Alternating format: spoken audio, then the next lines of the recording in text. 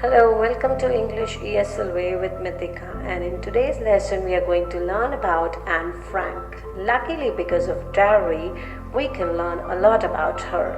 But in this chapter, there is only an extract from her diary. But before we read, listen, all people should be treated equally, right? But there have been a lot of people treated differently because of where they come from or lived, as well as which religion they believed in practice. Believe it or not, this still happens today. Lucky for us, this incredible story left behind proved very helpful to educate and inspire people to be nicer to each other, and no matter what their background may be. So this story is about Anne Frank, whose real name was Anneliese Marie Frank, and who was born in a German Jewish family. And she named her diary Kitty. This is the story about World War II, so let's get started. 1929, a little girl is born into a Jewish Frank family, who wrote while in hiding with her family and 4 friends in Amsterdam during the German occupation of the Netherlands in World War II. They had to move to the Amsterdam when the Nazis gained power in Germany, but were trapped when the Nazi occupation extended in the Netherlands too, and the soldiers started sending people to the death camps. So the family went into the hiding in July 1942 in hidden rooms in her father's Otto Frank's office building. And after 2 years in hiding, strangers snitched on them and everybody was arrested and transported to the concentration camp. They had to live in poor conditions, and she couldn't handle the death of her beloved sister, and she died of typhus in Bergen-Belsen within days of her sister Margot. Her father, Otto, the only survivor of the group, returned to Amsterdam after the war ended to find that her diary had been saved. Convinced that it was a unique record, he took the action to have it published English under the name The Diary of a Young Girl. The diary was given to Anne Frank for her 13th birthday. Dad gave her a diary so she could describe everything that was going on around her, and it includes the events of her life from 12 June 1942 until its final entry of 1st August 1944. Eventually, the book was transformed into 60 more languages and became the world's most widely read books. Writing in a diary is really strange experience for someone like me.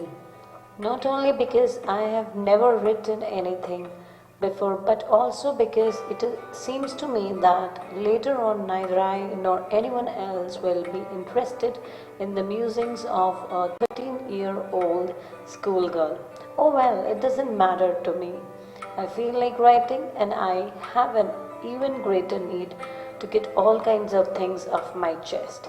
So here, Anne Frank, who's writing the diary for the first time, is telling that she feels so strange while she is into writing of diary. And she has given 2 reasons, perhaps because one is that she has never written before, and the other one is that she feels, or she is of view that no one ever will be interested in reading her books, her thoughts in the books. But after a while, when she was over with the dilemma that whether she should write or not, she made up her mind and started putting her thoughts into the diary because she felt like writing. And why did she feel? So what was that greater need actually? There was a greater need because when the Nazis took control over Germany and then after the Netherlands, they were banned for everything. They couldn't meet their friends, and they couldn't share their things with anyone.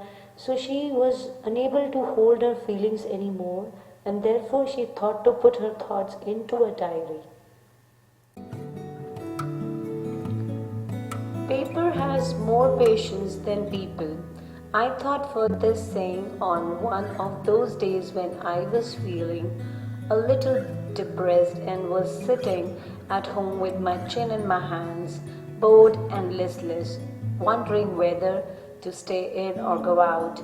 I finally stayed where I was, brooding. Yes, paper does have more passions. And since I'm not planning to let anyone else read this stiff packed notebook grandly referred to as a diary, unless I should ever find a real friend, it probably won't make a bit of difference.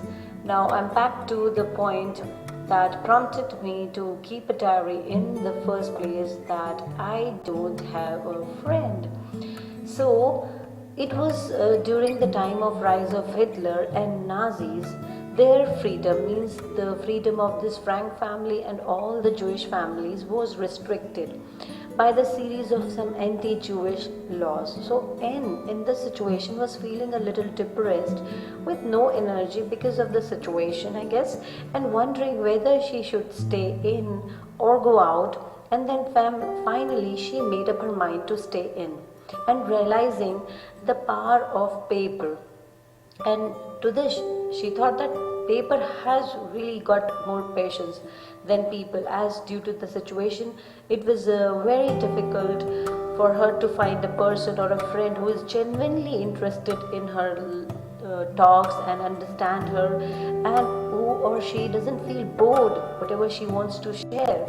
And there is, one more thing what she was realizing, that when we talk to people about a problem who are around us, they feel bored and become impatient. And on the other hand, when we write our feelings and thought on paper, we can write as long as we want. We can give vent to our feelings, both sad and happy. And paper doesn't get bored and doesn't stop us from writing. It becomes a patient friend who listens to us with attention and sympathy. So she decided to write everything that came in her mind, because she didn't intend on making someone to read it unless she found a real friend. And then N comes back to the point where she thought of beginning to write, because she is lonely and she has no friend to talk with, so she thought to keep a diary. Let me put it more clearly, since no one will believe that a 13-year-old girl is completely alone in the world, and I'm not. I have loving parents and a 16-year-old sister, and there are about 30 people I can call friends. I have a family, loving aunts, a good home.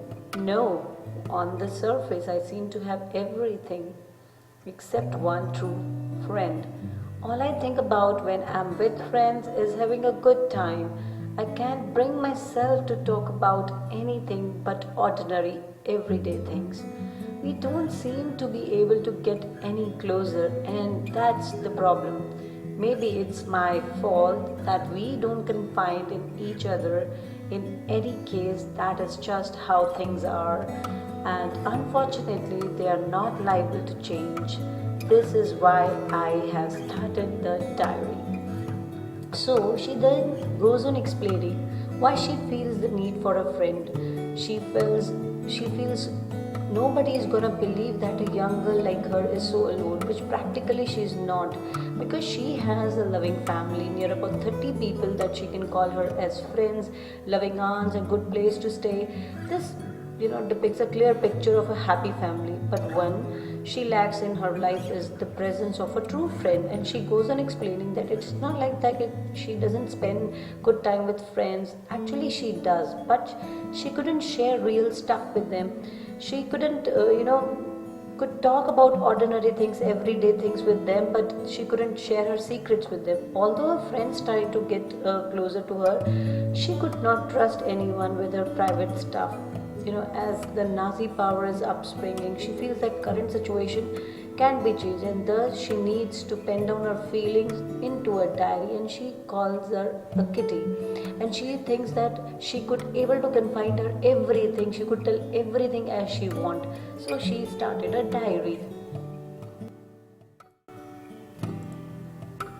To enhance the image of this long awaited friend in my imagination, I don't want to jot down the facts in this diary the way most people would do, but I want the diary to be my friend, and I'm going to call this friend Kitty. Since no one would understand a word of my stories to Kitty, if I were to plunge right in, I would better provide a brief sketch of my life, much as I dislike doing so. So enhance means to intensify, means increase, and plunge means jump or dive quickly. So usually when someone is writing in diary, they list down all the facts about them in formal manner, like their name, their parents' name, their family members' name, and all such things they do. And that is quite formal manner with which the author doesn't want to do. She doesn't go want to write like other do. So this is because she wanted to give her need for a friend a shape, and thus decide to name the diary as Kitty. And she thought of her as a closest friend, hoping that someone would read her diary one day. She thinks that writing without giving details about the background story would be ineffective. So she started putting up about her family. Though she, despite doing that, she doesn't like to talk about the family and she doesn't want to give the details about the family, but she has to do it because she was thinking that if someone ever read it, he would feel not interested reading it.